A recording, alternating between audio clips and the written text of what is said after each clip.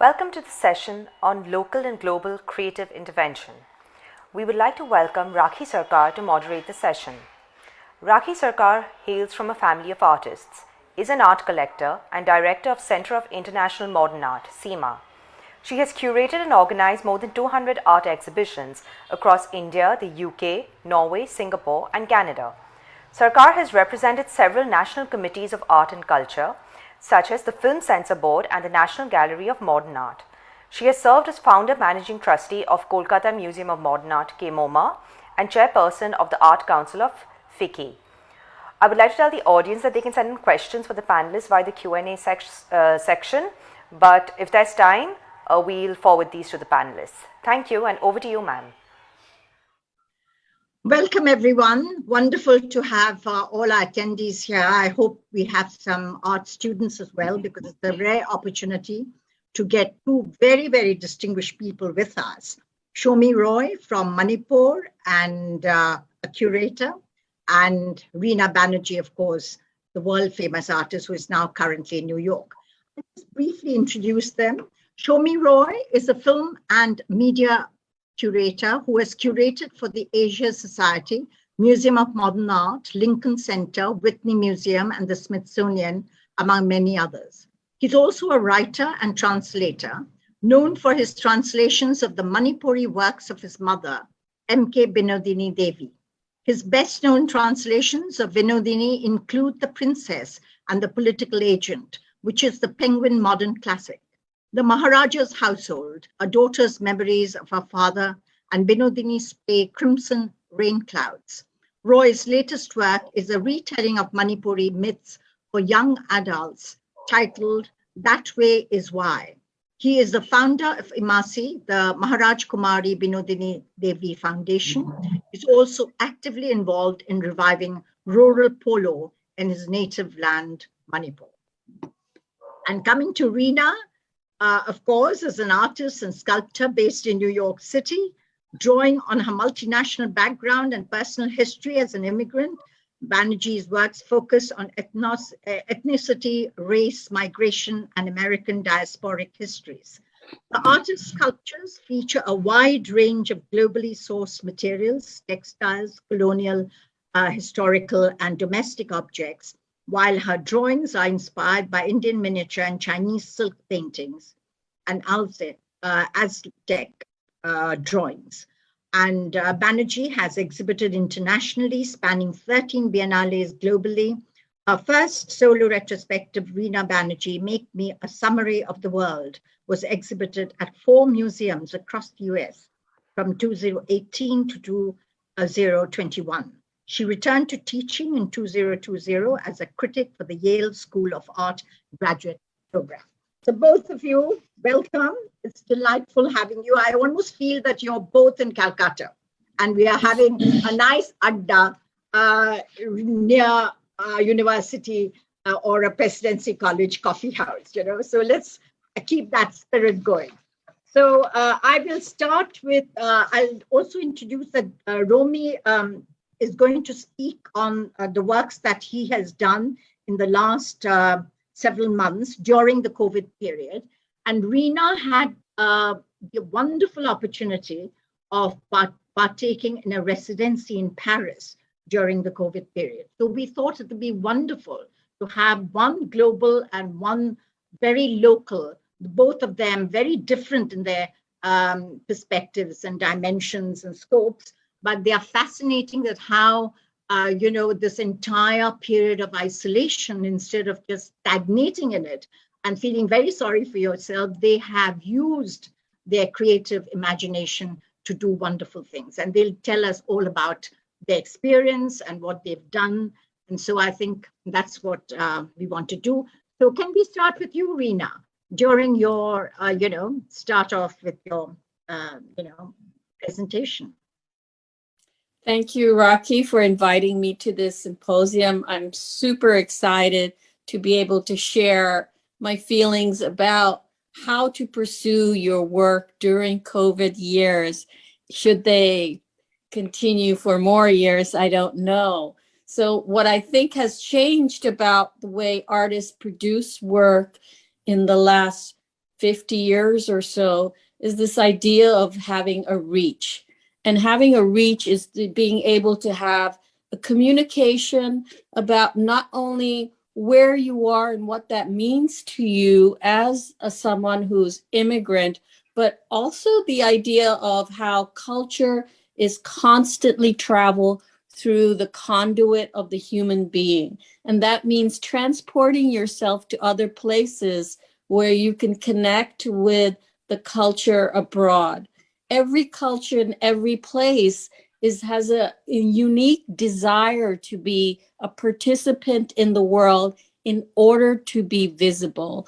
And in some sense, this kind of visibility is a requirement for us to feel that we are actually alive and working. And you know, COVID has made us think that we're trapped in some way, in a psychological way, but also in a way in terms of how our particular borders receive the world. And this is a particularly unique interest of mine. What are the borders, whether it's COVID, our country, our culture, our ethnicity, our gender? How do they reference our art, and how does our art make these borders permeable and allow us to travel beyond what these boundaries produce in our lives? And I think residency programs have this possibility of transporting us and transplanting us in a place that where we can really kind of continue this dialogue of changing the local culture. So French culture then is no longer French culture if it invites the possibility of people interacting with that culture. However small that interface might be, it creates an understanding of diaspora and globalization. And as our discussion today proves, this desire for globalization is a human desire. It's not a political desire only, and it's certainly not a desire that is can be contained. And very much like COVID, we understand through COVID itself that the desire to connect is a contagious one. And a lot of my work in the early phases were very interested in disease, and disease being a way to recall that we are indeed human everywhere. And this is a very much an important way in which, and during the colonial time, certain groups of people were dismissed as not being human, which is even harder for us to understand today because of disease. So if we can thankfully say one reminder of our community as human beings is our need to have cooperation and visibility and communication between places because we know we are human. And I think when we talk about diaspora, we're always explaining what that means, where it's from, you know, tracking, targeting these cultures as different from each other. While we remember culture always strives to be itself, to bring visibility to its growth, there is an understanding also underneath that all these cultures are human culture. And believe it or not, that's the hardest thing to prove for most cultures. And so if we could show them some of my work, that would be in the PowerPoint. There. Okay, can we get the next image? So I brought to your attention this particular pink Taj Mahal. It's made with plastic. It floats like an ornament from the ceiling, and contained in it is this throne. This throne.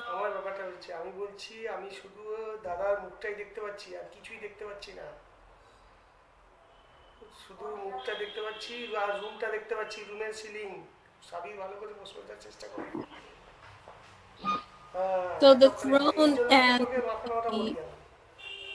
The throne and the globe suggest this kind of reference to what hovers over the globe that creates a cloud. And I believe that in doing that, what you can suggest is the souvenir, which we are saying is the pink Taj Mahal, means more than what it means in the locale it comes from.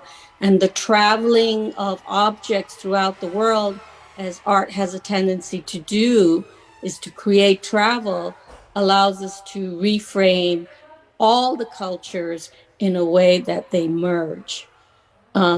The visibility and the invisibility of culture is what makes culture travel.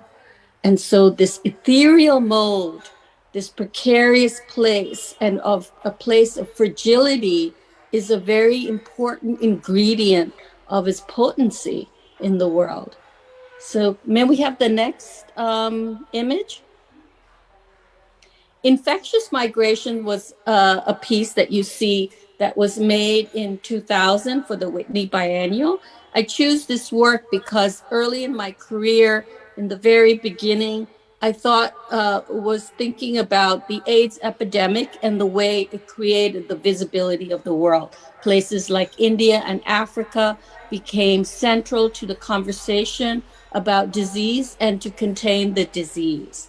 And in order to contain the disease, one had to decontain people and their imagination for each other and the kinds of struggles that people were experiencing in different places with the idea of cure. The cure being in a different place is the cure here. And this connection that I think disease in itself made for us is vital to our globalization. Next image, please. Burnt Fruit is the short abbreviated title. I really became interested in expanding titles soon after the Infectious Migrations piece. I found that censorship was really less about stopping you from suggesting what the content of your work was and more about currency. The currency of an item means to reduce it to almost meaninglessness in order for it to travel more. And this idea of transparency has become so popular that there was a lack of interest in art. It was in itself eating itself in a cannibalistic way. So while we think of art as synonymous to having meaning, experiencing meaning, and developing meaning, there was a drive in a very commercial market like New York City's to create art that had very little meaning in order for more people supposedly to understand it. So reducing it to not art created visibility in that capitalistic market. So my interest in making works here then is about bridging all these kinds of variety of meaning. So an artwork doesn't have just a message, it has a complexity that is resistant to containment, that creates a possibility of the audience reading into the art so the art lives, that it survives even our containment as an artist to produce one single meaning.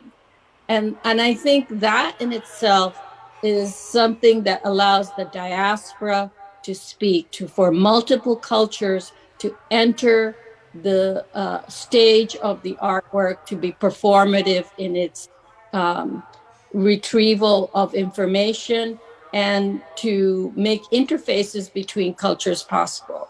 So this is another kind of technique, you might say, of globalization that I find very useful and important in the work. Burnt Fruit is about the inability to take in consumption when you've made that thing, that which is the fruit that feeds you, disappear or unedible. So you have the garwal coming out of this ink covered melon-like shape that is very large, and it's kind of a jack-in-the-box expression of birth and death simultaneously. May we have the one more slide? I think there is. Yes.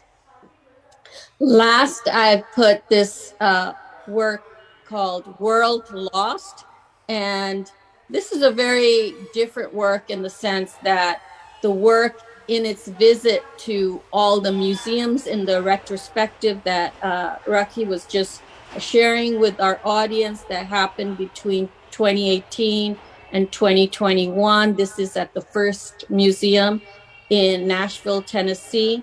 We had this possibility of creating a painting on the floor, and it was created with sand and objects. And each museum site had a different birth, so to speak. So the piece is both transmutable as well as its reincarnation in each location creates a uniqueness and a customized view of the site's history. In Nashville, I was thinking about the flooding of the streets of Nashville and the crisis it created during that time. The hallways of the museum have these photos of people's struggle to survive this kind of flooding.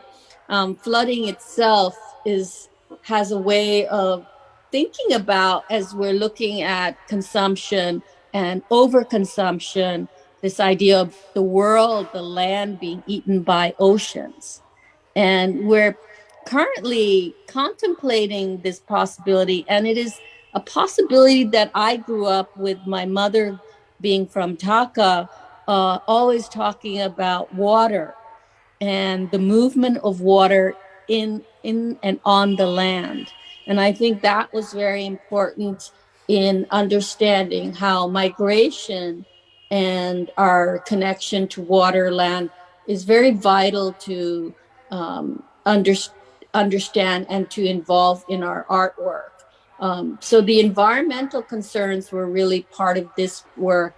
And the work stemmed from a 2013 project with the Smithsonian Museum to create this commissioned piece, which now is able to travel in all locations with the idea that each time that it's brought to light, it becomes a new piece. And I'm very interested in artists being able to do that. So we are not dedicated to this idea, the commercial idea and capitalistic idea of creating a commodity that stays frozen in order to sell. And I think that's very important to make the artwork be alive. So we'll see what happens in the future when other people put this work installed together. So those are the main points that I wanted to bring home in terms of translation, as in the pink Taj Mahal as a souvenir and as a memorial to how culture inevitably changes, travels, and readdresses the subject of its work to the environmental concerns and the concerns of our excess mobility in the way that disease itself references our boundaries as human beings and our inability to contain those boundaries because of our desire to communicate. So globalization for me is a possibility that is real in its effort to bring human beings to become one human family and one cultural space. Thank you, Rakhi. I've really enjoyed being able to say.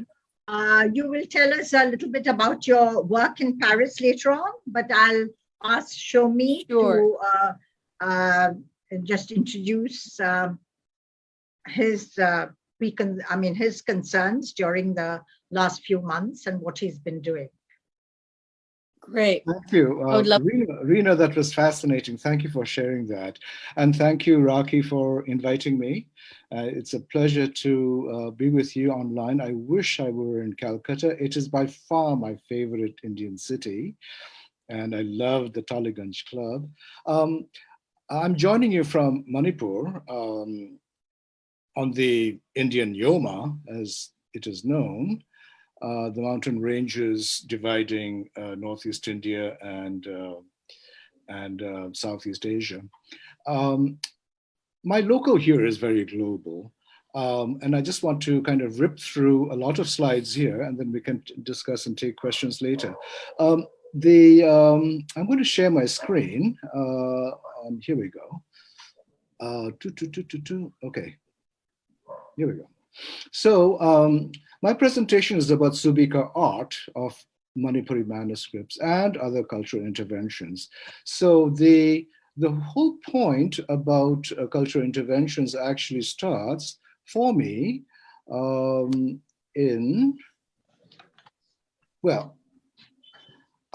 yesterday, the lady behind me is my mother, and it was her 100th birthday yesterday. So we started the centenary. So today is very special for me. So Binodini, as she was known, was a writer.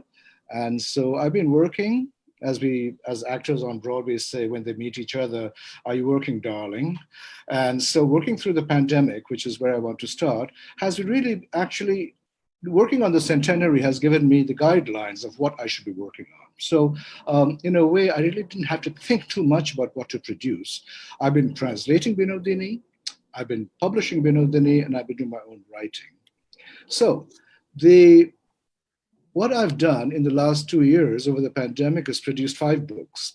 3 of these are translations, one of which is a co-translation, and 2 of them are publications of Binodini in a script called Maite Mayek, which was revived, and also bringing her unpublished manuscripts into the reading public, So scribble, scribble, scribble, as you will recognize, is the comment given to Edward Gibbons for writing a lot all the time. So this has been my occupation all this while.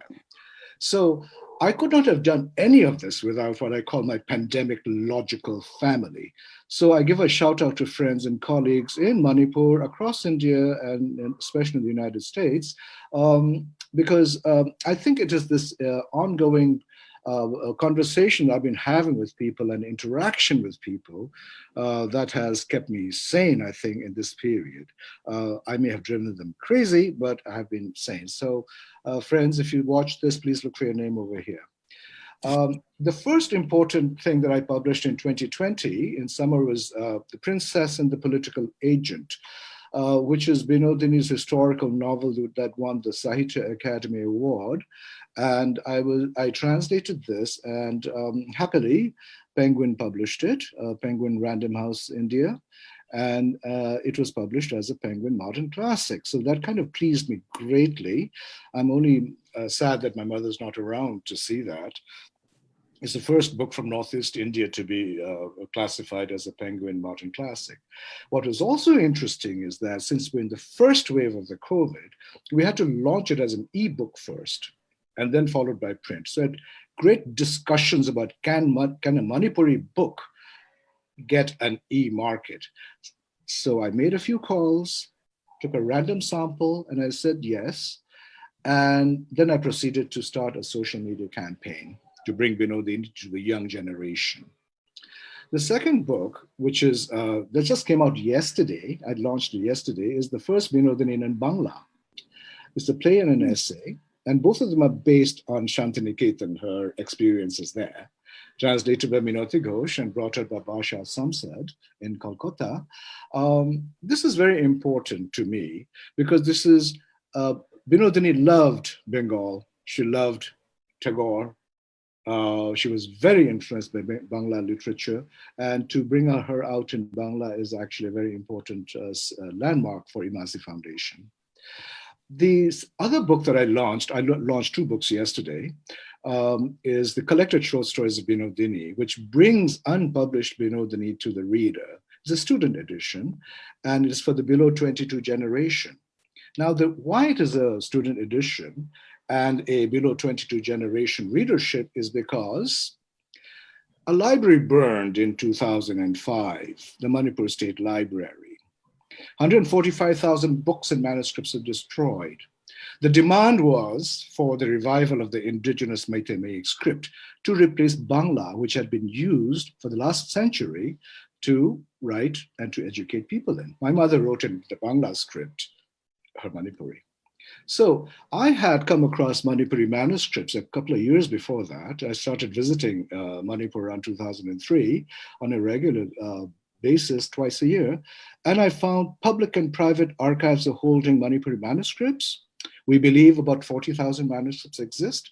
They're written in a language that I really barely understand, called Old Manipuri, which is like Chaucer in English, and in the Old Meitei script. And there is a smaller tradition of manuscripts that are illustrated, not all of them, a minority, and they're called the SUBIKA.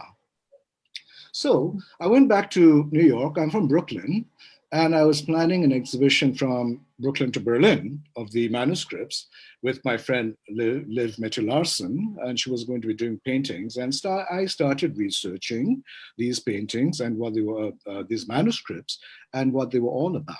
Okay, the project has failed, or maybe stalled. I don't know yet.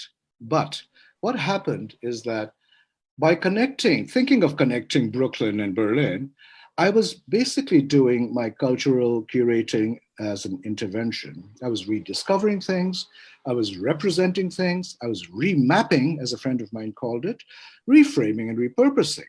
So I was building upon my experience representing Taiwan at the Asia Society, Taiwan Films. These are all film exhibitions.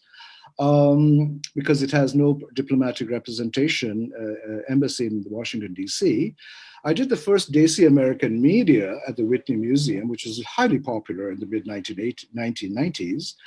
I introduced Vietnamese cinema along with UCLA and at the Asia Society. And of course, that got a lot of attention and became rather violent, shall we say, when we toured it to many cities, including the red states of the South. We had a bit of a problem in Texas. And also I brought together for the first time Israeli and Palestinians together at the Flaherty Film Seminar, which was held at the Galilee. And this is my Robert Flaherty, Nanook of the North. So I used to run the foundation. I also did, and I just added this recently after listening to Rena, an exhibition on immigration.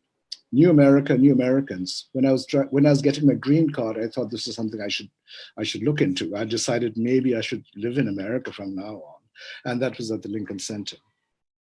But the most important thing, as far as Manipur goes, is a series of exhibitions I did in Chengdu, Kunming, Balikpapan, and Ngatatoro in 2 countries, China and Indonesia. And I did this with my colleagues at Apple Shop, which is an amazing media collective in Eastern Kentucky. And we brought what we call Holler to the Mountain, the regional international exchanges. And this from Appalachia to Sichuan and Yunnan, from Appalachia to Kalimantan and Sulawesi, was very important. We skipped Beijing, we skipped Jakarta. We went directly region to region. So the regional thinking, ideas from the periphery started to interest me, and ideas by Alan Lomax about cultural equity, how every culture requires its fair share of electronic and digital time, the idea of cultural gray out, losing to the desire for globalization that Rena was talking about, the poet Jonathan Williams from Black Mountain days, who said, I don't speak English, I speak mountain. Or you are Anantamurthy. I listened to a lecture by him at Columbia one time, and he talked about the father tongue, the language of discourse in the world, and the mother tongue, which is the language of the home. And of course, the great poet Wendell Berry, who said the past is our definition. He also lives in Kentucky. So these are the ideas that I liked. These are people I liked. In producing And That Is Why, Manipuri Myths Retold, a puffin book from young adults, which was also from Penguin Random House India 2021. And these are Manipuri myths in English.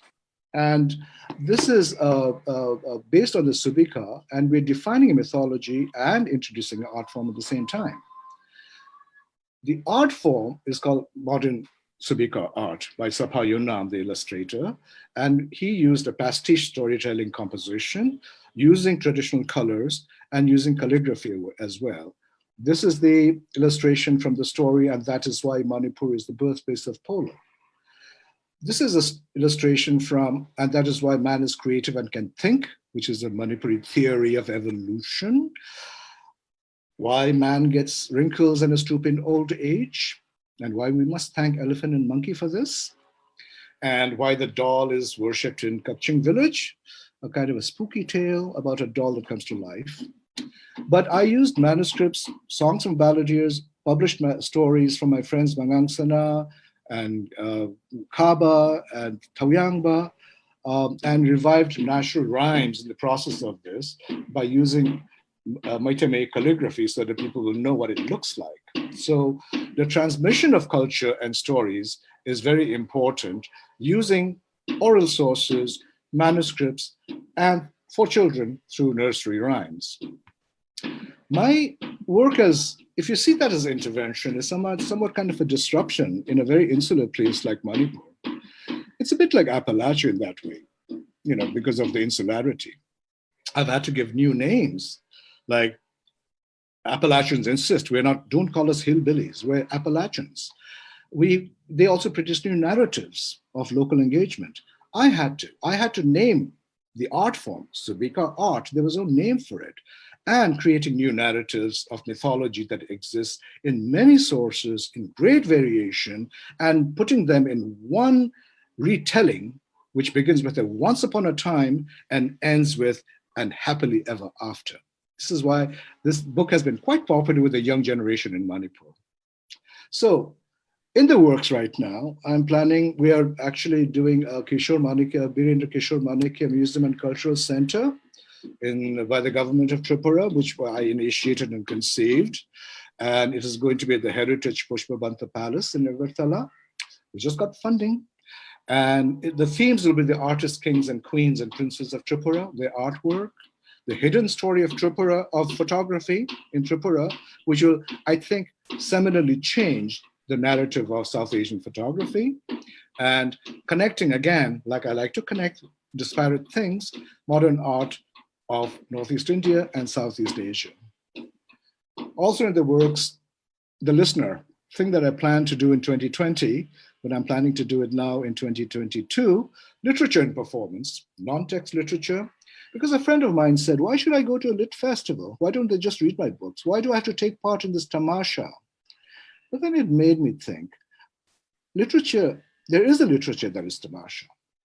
There is a literature that predates writing.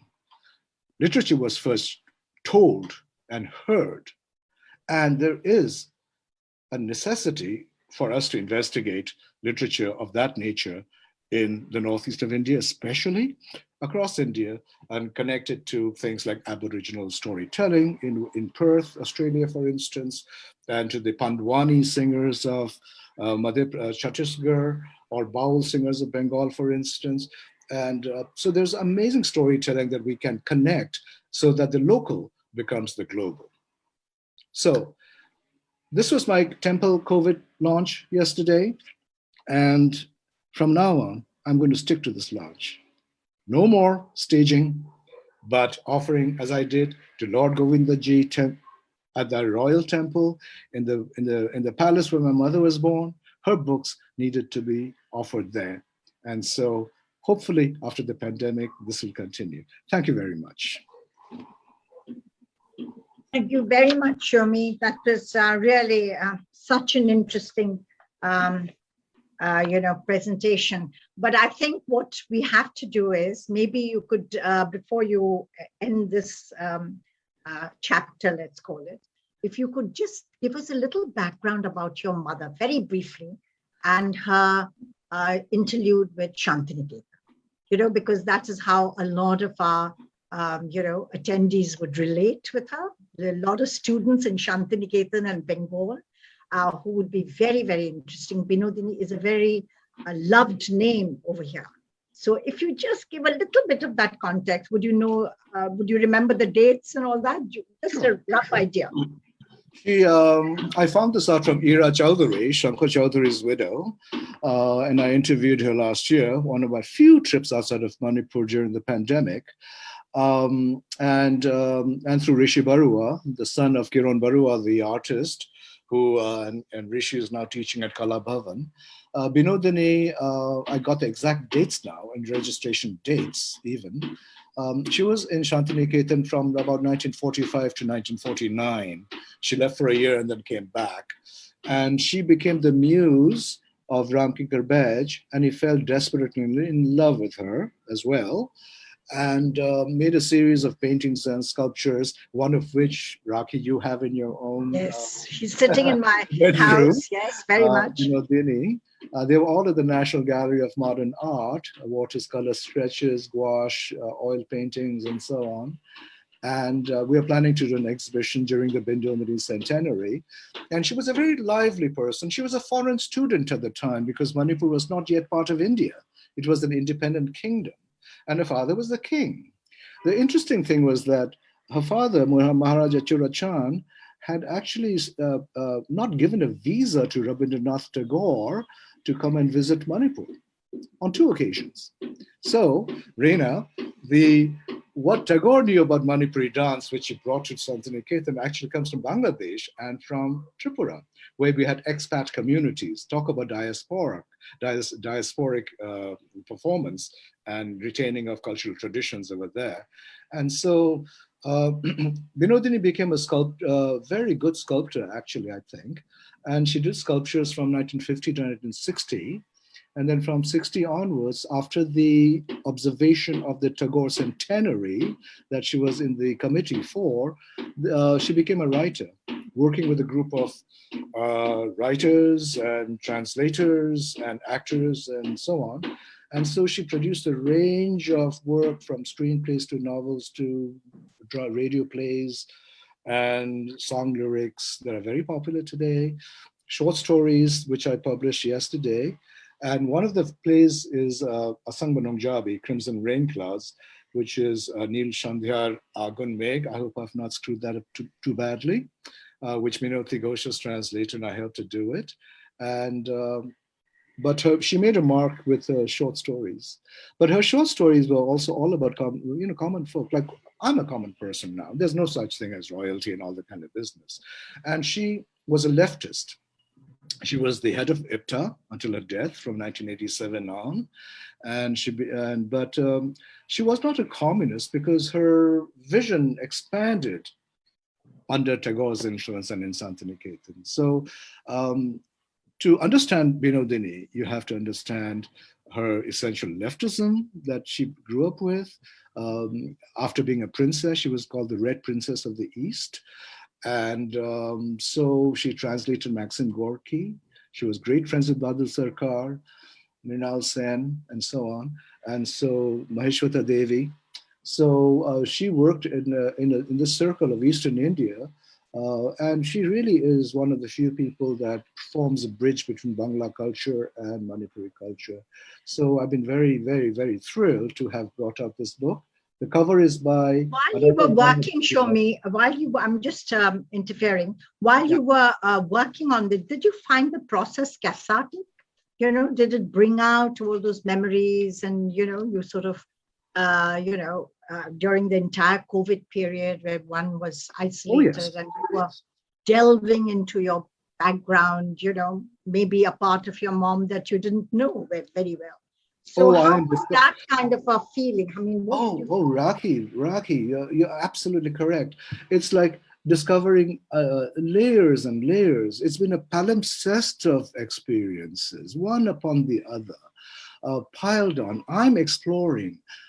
Everything I do is an exploration for my own personal curiosity, for my own professional curatorial interest, but under it all, she's my mom. Happy birthday, Mom, yesterday. So it's been actually quite an emotional journey because I can hear her voice in the writings when I translate her. I know I recognized all the anecdotes. I remember that she had told me in person, oh, I'm going to write this. In some stories, I see things that she's taken from what I said as a child that amused her very much, for instance. So there are all these personal experiences that inform the process of translation. And especially, I have another book coming out from the Sahitya Academy, monograph on Binodini. And in that one, I use a lot of family lore and personal recollections to inform what I think is a necessary new appreciation of Binodini in her centenary year, but looking at her not just as a Manipuri writer, not just as a woman writer, but a writer across India, basically a writer of world literature. And I think that has been something that has not been done enough yet. We need to expand the boundaries of our consciousness and our literary appreciation in order to look at a writer like Binodini. So Reena, you tell me a little bit about your experience in Paris. You had recently spent the last part of the last year and even part of this year in Paris in a residency. And this was during the extreme COVID situation. It was started raging in Europe as well. So how was your experience over there? And you were doing creative work. I mean, how did you experience this creativity? Did it, create a new world for you, or gave you meaning, fresh meaning, hope? Yeah. How was your experience? Very much so. I mean, I came to Paris September 2nd of this 2021. It was a time when Paris was just lifting its curfews and opening up. So it was a very exuberant time. And people were in really great spirit. And the most important thing that I experienced with the residency, which was a very small residency of a handful people, 20 about people who've come from other parts of the world. And we were asked to take residence in a gorgeous garden apartments, one of the last remaining gardens in Paris where there were housing inside the campus. There were 4 or 5 buildings on a hill. Montmartre is the location of the artist residency, and it has its own history of theater, artists coming to Montmartre in the 20s. The Moulin Rouge is there. There are specialty bookstores, antique dealers, and artists in residence throughout the city. So it's a very unique location within Paris, and that's important to experience as well for the artists who are coming there. And we came with this kind of sensitivity to the idea of foreigners traveling throughout Paris, whether for their intellectual work or as tourists. Because what had happened during COVID is that tourism was completely blocked. And for the first time, I'm seeing the Parisians realize that tourism is not just a snag, a difficulty, and a burden for the city, but it is defining the city as a global location. And so you begin to see people's wishfulness to have these groups of foreigners come back to the city and enjoy Paris. Paris, in some sense, lost its identity as a global place because there were no more tourists during COVID.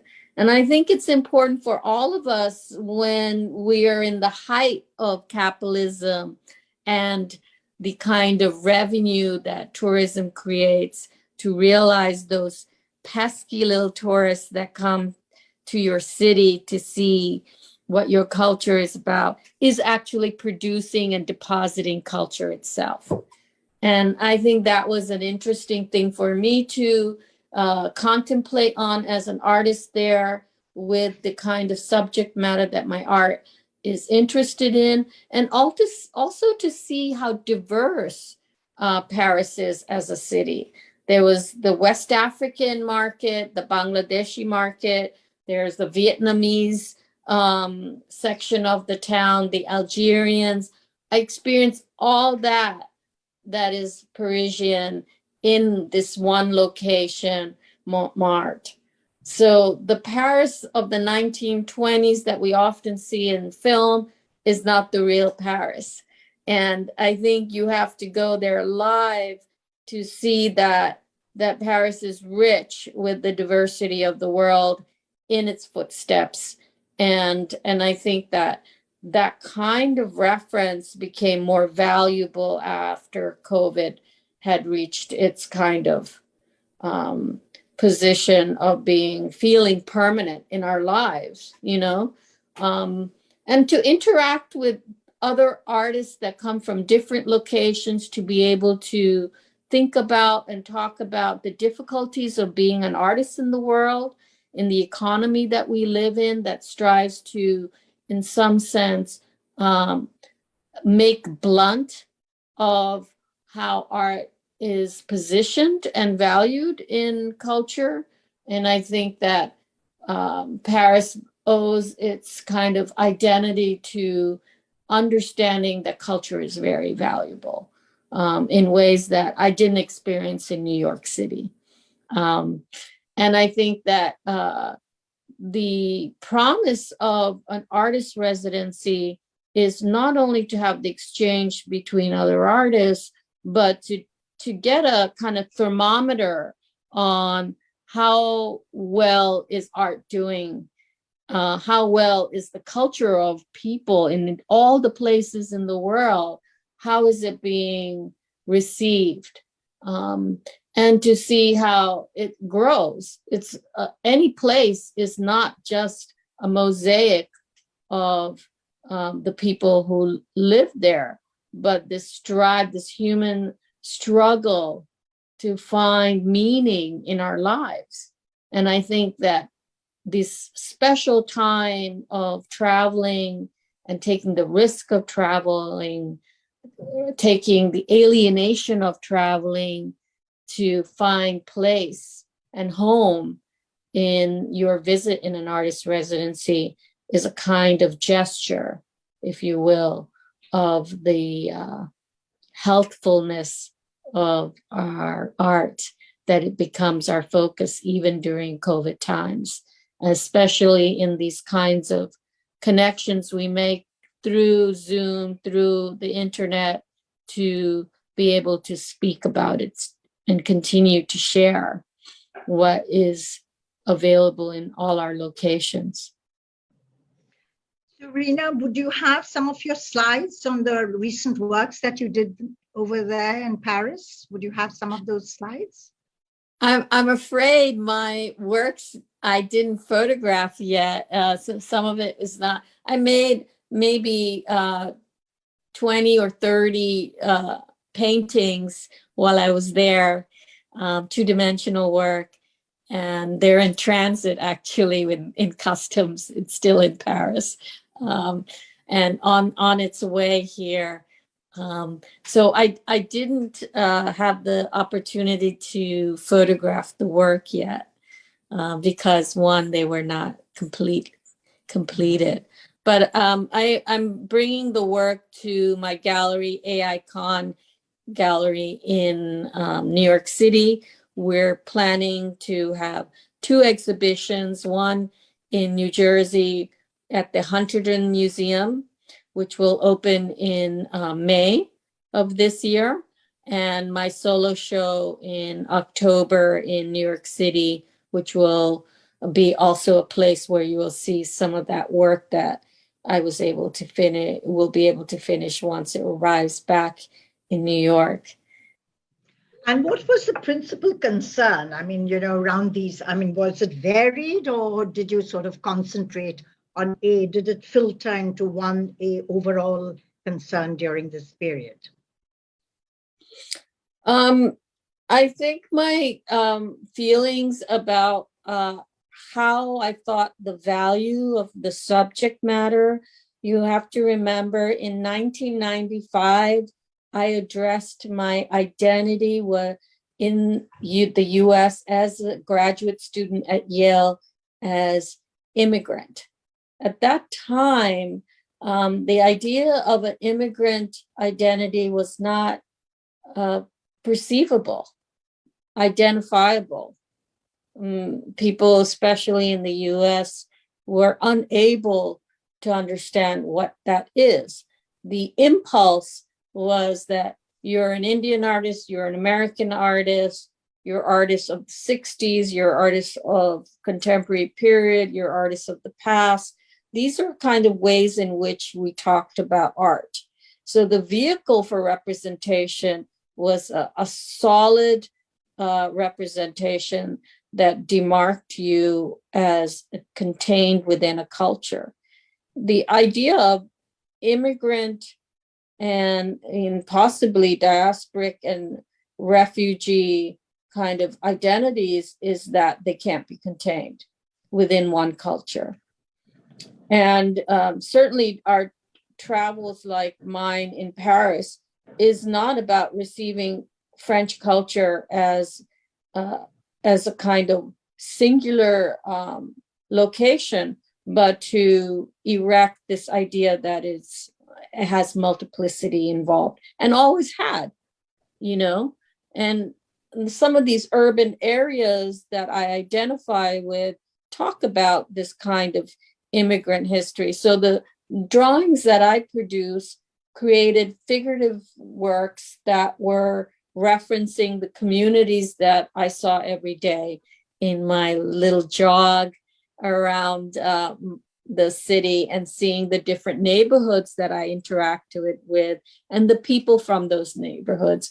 They were Nigerian people, they were Arabic people, they were Algerians, there were people who had identified with this kind of commerce that were very connected between their home countries and their home residences, And so the travel of textiles, goods coming into Paris that defines the wealth of Paris comes out of this, very live references to the funneling of culture from North Africa, West Africa, talking to merchants who are Nigerian on my daily run.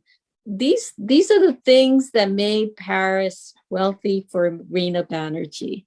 And I think it's important also as an artist that is defined as an Indian artist to understand that that kind of wealth is valued through, if I may talk about my mom, her kind of influence to refuse being defined as only Indian. She saw herself as Bangladeshi, born in Dhaka, and she never wanted to give up that identity to move into other identities, whether when in our residence in Manchester, in London, in New York City, in Philadelphia, in San Francisco. All these things became part and parcel of how she saw herself and saw the world in its fullness. And I think the resistance against that is this kind of idea that art has to be currency. And so in graduate school, I started to erect what does that mean and how to talk about it with my fellow students as well as my faculty, my professors, when it didn't exist at all, not as a popular mode. And the international market did not exist. And globalization was not even a truncated kind of vocabulary to be talked about within contemporary art, which was in the US, was very resistant to any kind of intellectual information or historical research, very alienated from the university itself. So. The other thing that intrigues me is that, you even show me you're a creative person, you're a curator. So curator is some form of an artist, So creative people have a tremendous blessing that you have an area to sublimate your angst. A lot of mortals like us, I mean, we suffer in our, during our tragedies, during our isolations and all that. But artists worldwide, and this is even true for, folk artists in the villages of India, you have a tremendous area where you can scope, where you can sublimate your, the angst of life. And so show me how did you, since you lived in the US for several years and identity must have been a major issue. There were moments of angst. How did your curatorial interventions help you to sublimate, or even what you're doing now? How did your, whatever you went through, how did it help you to get over those turmoil times? Well, I went to New York. I'd like to say I went to New York and not to the US. After university, I went to St. Stephen's and then to JNU. And then I found my way to New York, and I did not get into a structured environment. I just landed up in the East Village around the time that Madonna also landed up there, the early 80s. So there was no structure, there was no university, there was no job, there was no nothing. I had to, like many immigrants, I had to leave my identity at the door and break apart myself as I think about it, and recreate my own identity as most Americans do. And that is this the film exhibition that Richard Payne and I did together, New America, New Americans, was about that as well. I mean, and so was the Desi American, Indian Americans in Media show at the Whitney. And we had communities that accepted us first. For me, the first community that accepted me was the Asian American community. I'm the kind of person, when I've been asked in public when I'm on the stage, you say you're from India, but you don't look Indian, you look Asian. So in the early 80s, we were defining what was Asian America. I had wonderful mentors like Lonnie Ding from Berkeley, for instance. The Asian American community, the Japanese Americans and the Chinese Americans and the Filipino Americans were the ones who just said, like, you are Asian. Because as you know, in America, the basic paradigm is race. The basic paradigm of organizing society and giving identities to one another is race. When you're a tourist, when you're there for a short time, you don't even have time to think about that. But if you live there for any longer period of time, people begin to shoehorn you, put you into little pigeonholes and say, you are this. I never thought of myself as an Asian before I went to America. I didn't wake up in the morning thinking, oh, how good it is to be an Asian this morning. No, it was not part of that. So, but then I had to think, because also I said I was from India. I was Indian. And that caused a great deal of consternation. So I had to deal with this all the time because I never said I was from Manipur, because it was too distant a concept. It's opposite, to use Chris Marker's term, two poles of existence from Manhattan to Manipur. So, I went with my Indian identity, and it was only after about 10 years that I had to deal with this. For me, moving ahead another 10 years, by the late 90s, I'd started working online. I organized all my exhibitions, whether it's Chengdu or in Israel or in Jakarta, online. So my first work that I've been used to working by myself. I'm used to, maybe this isolation during the COVID is really not such a big deal for me because I am used to working at home. And I've never really considered myself a nationalistic in any way, in any term.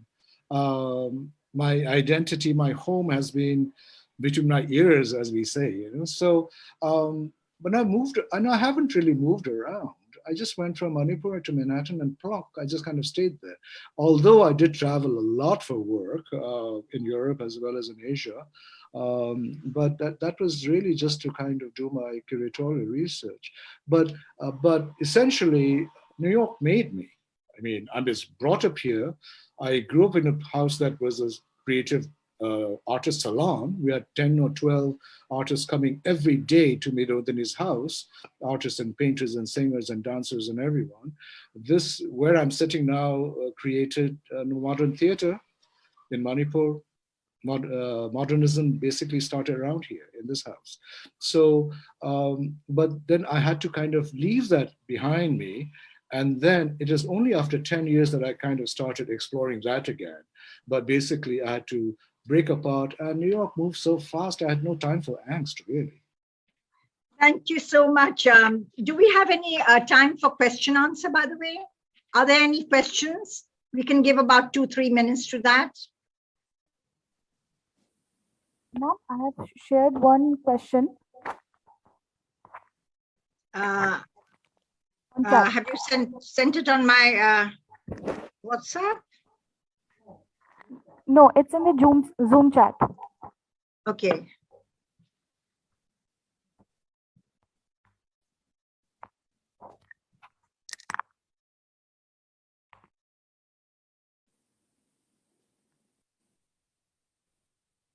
Somehow it's not. Could you repeat the thing for me if it's no problem?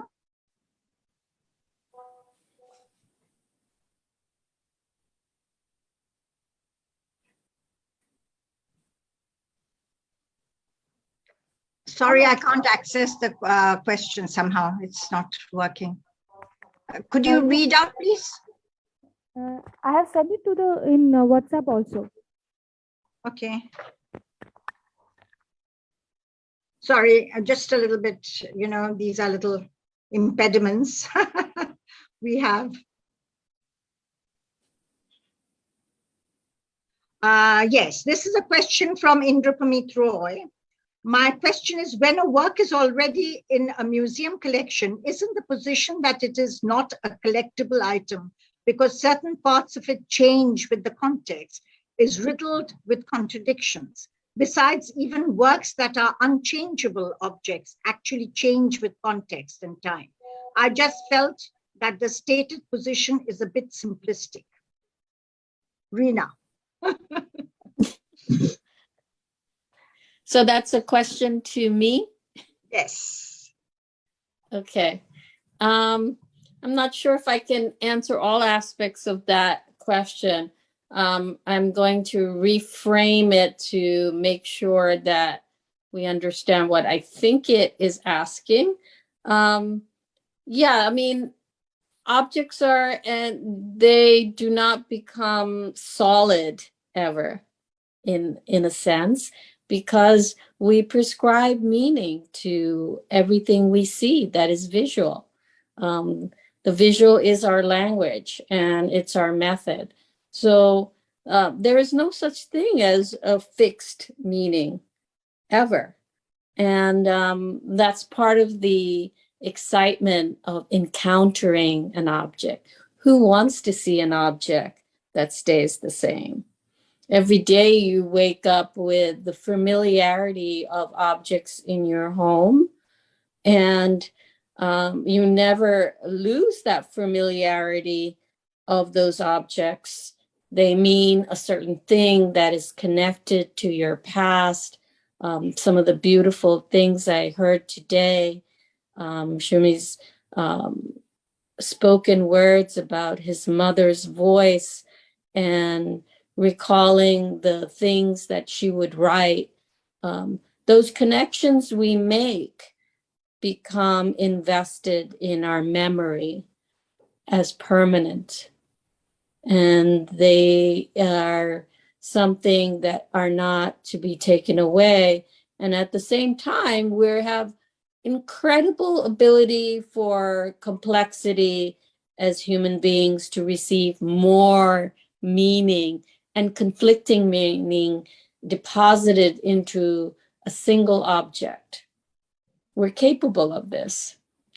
And I think that brings to the exhibition site this kind of potential for multiple interests in receiving art. Thank you very much, Reena. I hope, Indrapamit, that has answered your question. So now we have to wrap up. We have the next session coming up soon.